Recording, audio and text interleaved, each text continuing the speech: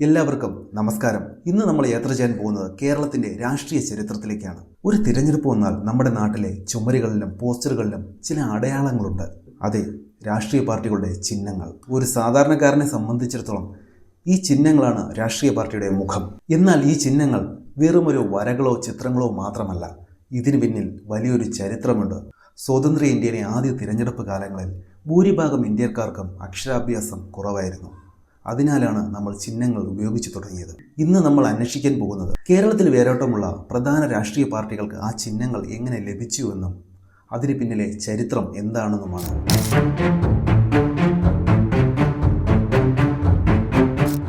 നമുക്ക് ആദ്യം Indian national കോൺഗ്രസിൽ നിന്ന് തന്നെ തുടങ്ങാം. കോൺഗ്രസിന്റെ ഇപ്പോഴത്തെ ചിഹ്നം എന്താണെന്ന് കൊച്ചു കുട്ടികളെടുത്ത് ചോദിച്ചാൽ പോലും പറയും കൈപ്പത്തി എന്ന്. എന്നാൽ ആദ്യകാലത്ത് കോൺഗ്രസിന്റെ ചിഹ്നം ഇതല്ലായിരുന്നു എന്ന് എത്ര പേർക്കറിയാം? 1952 പൊതു തിരഞ്ഞെടുപ്പിൽ ജവഹർലാൽ നെഹ്റുവിന്റെ നേതൃത്വത്തിൽ കോൺഗ്രസ് മത്സരിച്ചത് നുകം വെച്ച ജോഡി കാളകൾ എന്ന ചിഹ്നത്തിലാണ്. ഇന്ത്യ എന്ന കർഷക രാജ്യത്തിന്റെ പ്രതീകമായിരുന്നു അത്. പിന്നീട് 1969 പാർട്ടിയിൽ വലിയൊരു പിളർപ്പുണ്ടായി.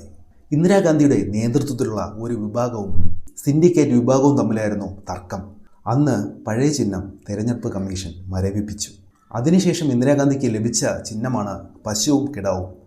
എന്നാൽ അത് ഇന്ത്യയും ഇന്ദിരയെയും പ്രതിനിധീകരിക്കുന്ന രീതിയിൽ അന്ന് വ്യാഖ്യാനിക്കപ്പെട്ടു.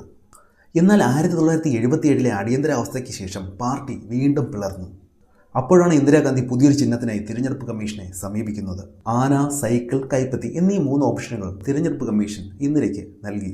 അതിൽ നിന്ന് ഇന്ദിരാഗാന്ധി കൈപ്പത്തി തിരഞ്ഞെടുത്തു. കൈപ്പത്തി എന്നത് ശക്തിയുടെയും ഐക്യത്തിൻ്റെയും സംരക്ഷണത്തിൻ്റെയും പ്രതീകമാണ്.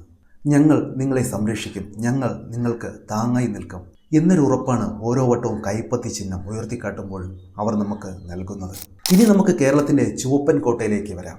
കമ്മ്യൂണിസ്റ്റ് പാർട്ടികൾ CPI, CPIM എന്നീ 2 പ്രധാന പാർട്ടികളാണ് ഇവിടെ ഉള്ളത്. ഇവരുടെ ചിഹ്നങ്ങൾക്ക് വലിയ അന്താരാഷ്ട്ര ചരിത്രമുണ്ട്. 1917 റഷ്യൻ വിപ്ലവ കാലത്താണ് അരിവാളും ചുറ്റിക എന്ന ആശയത്തിന് ഇത്രയും പ്രാധാന്യം ലഭിക്കുന്നത്. ഈ ചിഹ്നത്തിൻ്റെ അർത്ഥം വളരെ ലളിതവും ശക്തവുമാണ്. നമുക്കാദ്യം CPIMന്റെ ചിഹ്നം നോക്കാം. അരിവാൾ, ചുറ്റിക, നക്ഷത്രം.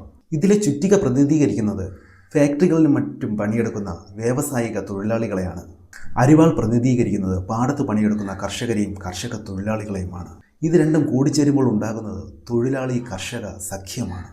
സമൂഹത്തിന്റെ അടിസ്ഥാന വർഗം ഒന്നിക്കുന്നതിനാണ് ഇത് കാണിക്കുന്നത്. ഇതിനു മുകളിലായി കാണപ്പെടുന്ന 5 കോണുള്ള നക്ഷത്രം, ഇത് പ്രതിനിധീകരിക്കുന്നത് 5 ഭൂഖണ്ഡങ്ങളിലെ തൊഴിലാളികളുടെ ഐക്യത്തിൻ്റെയും കമ്മ്യൂണിസത്തിൻ്റെ പ്രകാശത്തെയുമാണ് ഇത് സൂചിപ്പിക്കുന്നത്. 1964 കമ്മ്യൂണിസ്റ്റ് പാർട്ടി പിളർന്ന CPIM ഉണ്ടായപ്പോൾ CPI അവരുടെ ചിഹ്നം അതേപോലെ നിലനിർത്തി. അതാണ് അരിവാളും നെൽക്കതിരും. ഇതിൽ ചുറ്റിക ഇല്ല എന്നത് നിങ്ങൾ ശ്രദ്ധിച്ചിട്ടുണ്ടോ? കാരണം ഈ ചിഹ്നം കൂടുതൽ ഊന്നൽ നൽകുന്നത് കാർഷിക മേഖലയാണ്. ഇന്ത്യയിലെ ഭൂരിഭാഗം ആൾക്കാരും കൃഷിയെ ആശ്രയിച്ച് ജീവിക്കുന്നവരാണ്. അതുകൊണ്ട് കർഷകരുടെ അവകാശങ്ങൾക്കും അവരുടെ അധ്വാനങ്ങൾക്കുമാണ് പ്രാധാന്യം നൽകേണ്ടത് എന്ന ആശയമാണ് അരിവാളും നെൽക്കതിരും മുന്നോട്ട് വയ്ക്കുന്നത്. ഇനി ഇന്ത്യൻ രാഷ്ട്രീയത്തിലെ ഏറ്റവും ശക്തമായ സാന്നിധ്യമായി മാറിയ BJPയിലേക്ക് വരാം. BJPയുടെ താമരയിലേക്ക് വരാം. BJPയുടെ മുൻഗാമിയായിരുന്ന ഭാരതീയ ജനസംഘം ഉപയോഗിച്ചിരുന്ന ചിഹ്നം എണ്ണ വിളക്കായിരുന്നു. ഇരുട്ടിനെ അകറ്റുന്ന വെളിച്ചം എന്നായിരുന്നു ഇതിൻ്റെ ആശയം. എന്നാൽ 1980 ഭാരതീയ ജനതാ പാർട്ടി ഔദ്യോഗികമായി രൂപീകരിക്കുമ്പോൾ അവർ തിരഞ്ഞെടുത്ത ചിഹ്നമാണ് താമര. എന്തുകൊണ്ടാണ് താമര? ഇന്ത്യയുടെ ദേശീയ പുഷ്പമാണ് താമര. ഇന്ത്യൻ പുരാണങ്ങളിലും ഹൈന്ദവ ജൈന സംസ്കാരങ്ങളിലും താമരയ്ക്ക് വലിയ പ്രാധാന്യമുണ്ട്. അറിവിൻ്റെയും ഐശ്വര്യത്തിൻ്റെയും പ്രതീകമായ സരസ്വതി ദേവിയും ലക്ഷ്മി ദേവിയും ഇരിക്കുന്നത് താമരയുടെ മുകളിലാണ്. BJP ഈ ചിഹ്നത്തിലൂടെ ലക്ഷ്യമാക്കുന്നത് ഇന്ത്യയുടെ പുരാതന സാംസ്കാരിക പൈതൃകത്തെയും ദേശീയതയും ഉയർത്തിപ്പിടിക്കുക എന്നതാണ്. മാത്രമല്ല താമരയ്ക്ക് വേറൊരു പ്രത്യേകതയുണ്ട്. അത് വളരുന്നത് ചെളിയിലാണ്. എത്ര മോശ സാഹചര്യമായാലും ചെളിയിൽ നിന്ന് മുകളിലേക്ക് ഉയർന്നു വന്ന് മനോഹരമായി വിരിയാൻ അതിന് കഴിയും. രാഷ്ട്രീയമായ പ്രതിസന്ധികളെയും വെല്ലുവിളികളെയും അതിജീവിച്ച് രാജ്യം പുരോഗതിയിലേക്ക് വികസിക്കും എന്നൊരു സന്ദേശം കൂടി താമര നൽകുന്നുണ്ട്. കേരള രാഷ്ട്രീയത്തെ സംബന്ധിച്ച് ഇവിടുത്തെ പ്രാദേശിക പാർട്ടികൾക്ക് വലിയൊരു പങ്കുണ്ട്. അതിൽ ഏറ്റവും മുൻപന്തിയിൽ നിൽക്കുന്നതാണ് ഇന്ത്യൻ യൂണിയൻ മുസ്ലിം ലീഗ്. അവരുടെ ചിഹ്നം ഏണിയാണല്ലോ. ഏണി എന്നത് പുരോഗതിയുടെ ചിഹ്നമാണ്.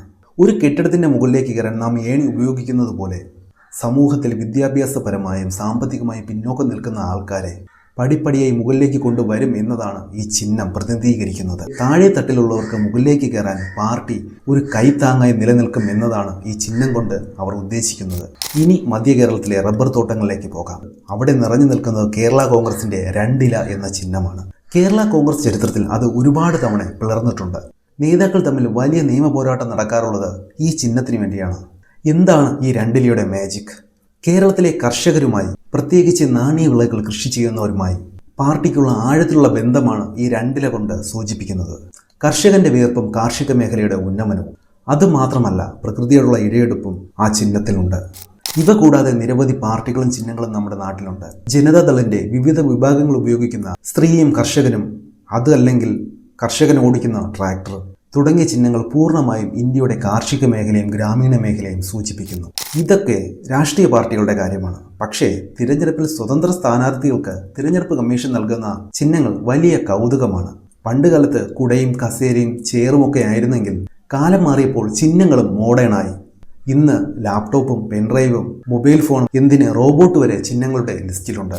സാങ്കേതിക വിദ്യ എങ്ങനെയാണ് സാധാരണ ജീവിതത്തിലേക്ക് കടന്നു വന്നതെന്ന് ചെറിയ ഉദാഹരണമാണ് ഈ ചിഹ്നങ്ങളിലെ മാറ്റം. ചുരുക്കത്തിൽ ഓരോ ചിഹ്നവും ഓരോ കഥയാണ് പറയുന്നത്. തൊഴിലാളികളുടെ വിയർപ്പിന്റെയോ രാജ്യത്തിന്റെ പാരമ്പര്യത്തിന്റെയോ അല്ലെങ്കിൽ കർഷകന്റെ പ്രതീക്ഷയുടെയോ കഥയാകാം. അടുത്ത തവണ നിരത്തുകൾ ഈ ചിഹ്നങ്ങൾ നിങ്ങൾ കാണുമ്പോൾ ഈ വലിയ ചരിത്രം നിങ്ങൾ ഓർക്കുമെന്ന് വിശ്വസിക്കുന്നു.